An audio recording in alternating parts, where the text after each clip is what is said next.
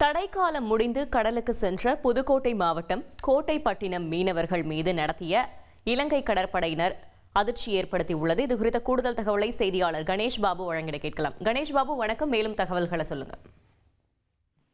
அரசின் தடைக்காலம் முடிஞ்சு முதல் நாள் நேற்று புதுக்கோட்டை மாவட்டம் கோட்டைப்பட்டிலிருந்து ஒரு 200க்கும் மேற்பட்ட விசைப்படகுகள் துறைமுகத்திலிருந்து புறப்பட்டது.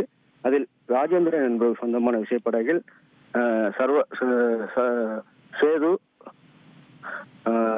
தேவராஜ், மகேந்திரன், சர்வரும் சொல்லி ஒரு பையன், அவரு மொத்தம் 4 பேர் கடலுக்கு மீன் பிடிக்க சென்றாங்க. இந்த நிலையில நடுக்கடல மீன் பிடிக்கும் போது எல்லை தாண்டி மீன் பிடித்ததாக இலங்கை கடற்படை போட்டு மோதி போட்டை சேதப்படுத்தியும் அதில் இருந்த மீனவர்களையும் மீனவர்களுடைய வலை உள்ளிட்ட உபகரணங்களை கடலில் வீசியும் ஒரு அட்டிலத்தில் ஈடுபட்டுள்ளனர்.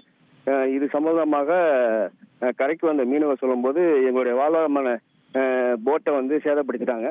சும்மா தடை காலத்துல ஒரு 5 லட்சத்துக்கு மேலாக நாங்கள் போட்டை சீர் பண்ணிட்டு போயிருந்தோம். இந்த நிலைமையில மறுபடியும் எங்களுடைய போட்டுக்கு சீர் பண்றதுக்கு ஒரு 4 லட்சம் வரை செலவாகும் அப்படின்னு சொல்லி ஒரு குற்றச்சாட்டு வைக்கிறாங்க. இதை மத்திய மாநில அரசு உடனடியாக நடவடிக்கை எடுக்குங்கிறது மீனவர்கள் பிரதான கோரிக்கையா இருக்குங்க.